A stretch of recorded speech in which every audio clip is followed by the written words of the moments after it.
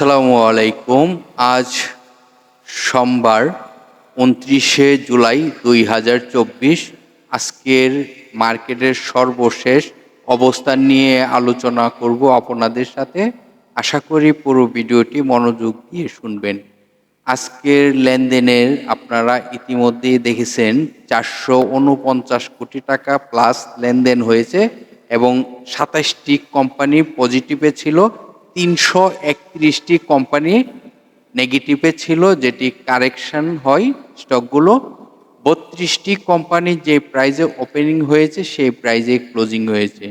আজকের যদি আমরা সেক্টর হিসাবে দেখি তাহলে ফার্মা সেক্টরের কিছু স্টক ভালো অবস্থানে ছিল।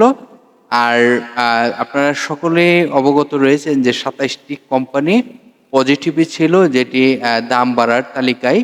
তার মধ্যে আপনারা ইতিমধ্যেই দেখতেছেন ফার্মা সেক্টরের কিছু স্টক এবং টেক্সটাইল সেক্টরের কয়েকটি স্টক, ব্যাংক সেক্টরের কয়েকটি স্টক, তারপর ফুড সেক্টরের কিছু স্টক, ইঞ্জিনিয়ারিং সেক্টরের কিছু স্টক, ফুয়েল অ্যান্ড পাওয়ার সেক্টরের কিছু স্টক, লাইফ ইন্স্যুরেন্সের কিছু স্টক, সিমেন্ট সেক্টরের কিছু স্টক, তারপর ফাইন্যান্স সেক্টরের কিছু স্টক, এইরকম কয়েকটি স্টকের প্রাইস আপ হয়েছে। এই মিলিয়ে ২৭টি স্টক বাজারে প্রাইজে কিছুটা মুভমেন্ট ছিল।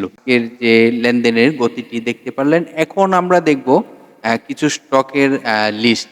দেখুন, হল্টেড থাকা অবস্থানে রয়েছে টেকনো ডার্ক এই স্টকটি।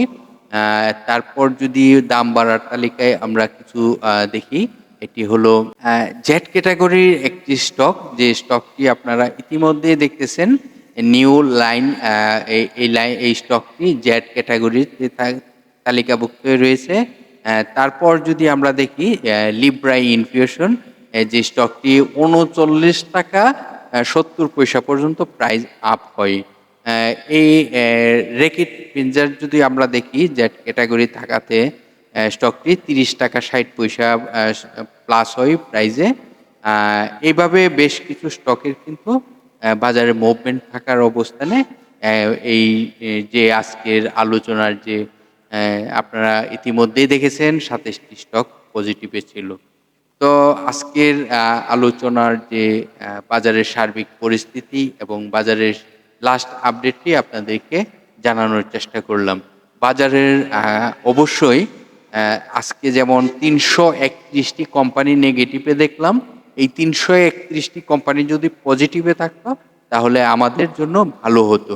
আপনারা সকলেই অবগত রয়েছেন প্রায় ৫৩.৪৮ পয়েন্ট। তো এটি আমরা আসলে এইভাবে বাজারের একটি কারেকশন হবে, পতন হবে, যেটি বলি না কেন, এত হওয়াটি আমাদের জন্য ভালো নয়।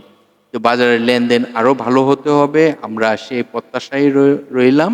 বাজারের লেনদেনটি গতিটি আরও ভালো হইতে হবে, না হলে বাজারের বিনিয়োগকারীদের জন্য ভালো কিছু হবে না। তো আশা করি নিয়ন্ত্রণ সংস্থা আমাদের প্রতি সহায় হবে, কিভাবে আমাদের বাজারটি ডেভেলপ করানো যায় সেই পদক্ষেপটি গ্রহণ করবে। ভালো থাকেন, সুস্থ থাকেন, আল্লাহ হাফেজ।